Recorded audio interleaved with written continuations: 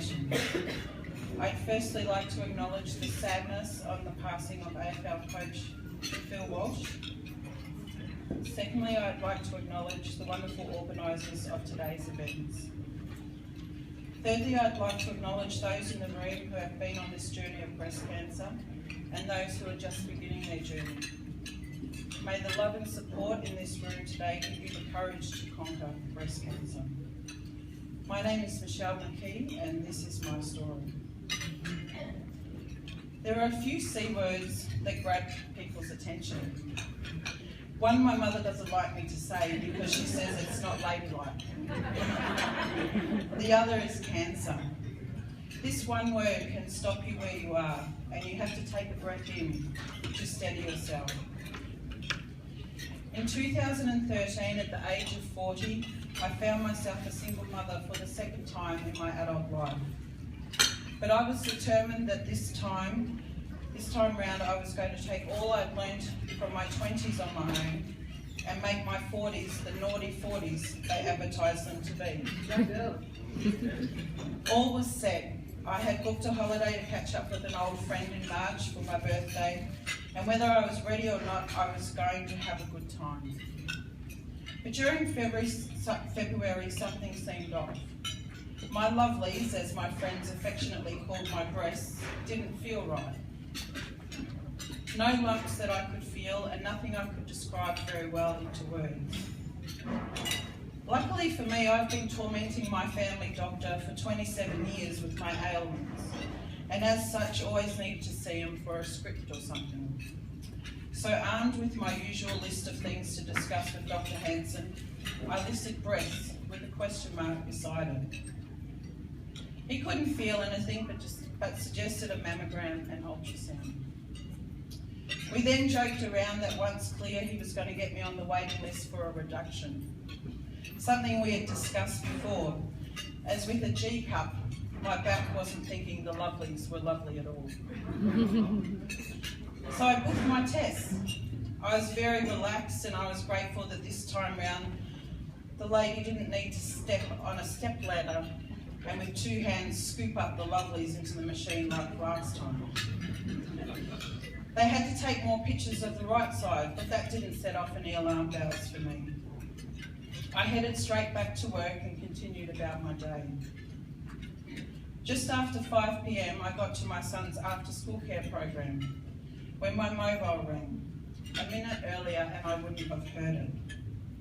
It was Dr. Hansen saying he had my results back on my tests, and that once I picked the kids up, I needed to come to his office and see him. He hadn't said the C word, but I did have to catch my breath. I called one of my best friends. She has a wonderful knack of reminding me to breathe. So by 7 p.m. that evening, I was looking into my 20-year-old daughter's eyes to tell her that I had been referred to the breast clinic. My right breast had shown calcium deposits spread over a large area. Holding up the scans, you could see them. No medical degree required. So began my journey, as it is called. Thankfully, I was surrounded by my beautiful children, who at the ages of 20, 7 and 3 all took it in their stride, as well as a brilliant support network of family and friends. It was confirmed I had DCIS, which has one of those big long-ass names that I can never remember, but basically it is malignant cancer cells confined to the breast lining and milk ducts. Treatment, mastectomy. A word I can't seem to pronounce properly, let alone spell. It was made pretty clear to me quickly that I wouldn't be able to have reconstruction due to some high risk factors. So I told them to take them both. Everyone said I was brave. I didn't think so. I was just being practical, as I didn't want to walk around lopsided. So the day after Mother's Day, I had my surgery. 2 surgeons working on me at one time to cut the surgery time to 4 hours. When I came around from the surgery, everyone kept talking to me about Angelina Jolie. Yes, typical of my life, a movie star had chosen my surgery day to tell the world her story. But in all seriousness, I became the face to my friends for early breast cancer. So between Angelina and I, we are spreading the word that early detection is the key. The word early in front of the words breast cancer turned out to be a bigger obstacle than you can imagine. I felt I didn't have the right to say I had breast cancer. That because my treatment was only surgery, that I didn't have the right as other women did.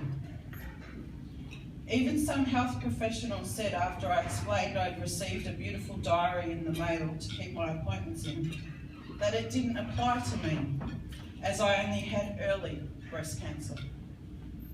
Little did they know, to a mother who worked full-time, this diary was a godsend. I was very lucky as they caught my cancer before it spread and became invasive. I can honestly say to you it was a year later, standing on the MCG ground as part of Pink Lady Day, surrounded by so many thousands of people, that I finally acknowledged that I had breast cancer and that I had every right to be there with all the other survivors. I even shed a few tears on the hallowed turf. It is appropriate that you are the first I confess that to. You see, I'm a proud New Zealander who was brought to this country the summer of that underarm bowling incident, whose colour of choice has always been black, all black stars, not this pink colour I'm now attached to. But as a grateful adopted child of Australia, I feel it is fitting I let you know that before we watch a game that I don't understand, a religion to many, that I am a breast cancer survivor. Those who know me those who know me well would agree they would have thought my claim to fame would have been using the other C word, and that they would be bailing me out of jail after I used it in the wrong place. But standing before you today, I want you all to remember to get to know your bodies and to speak up when something doesn't seem right. Also for the men in our lives, be aware too. Sadly, breast cancer doesn't care who you are or what naughty 40 plans you have on your agenda with your lovelies. Some days are harder than others. The pain from my surgeries have affected my ability to work full time. And there is no escaping the scars across my chest where the lovelies used to reside. Not to mention living in Melbourne, and one of my favourite sayings is to freeze your tits off. Suddenly people look at me with that look. I've turned my life into a conversation that will hopefully save someone else's life one day. I've been photographed, scars and all, for the Under the Red Dress project, so people can see scars are not ugly.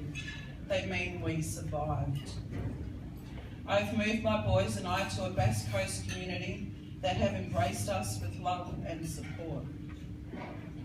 I now have many new friends who have come after BBG, Big Boobies Gone, who are protective and loving.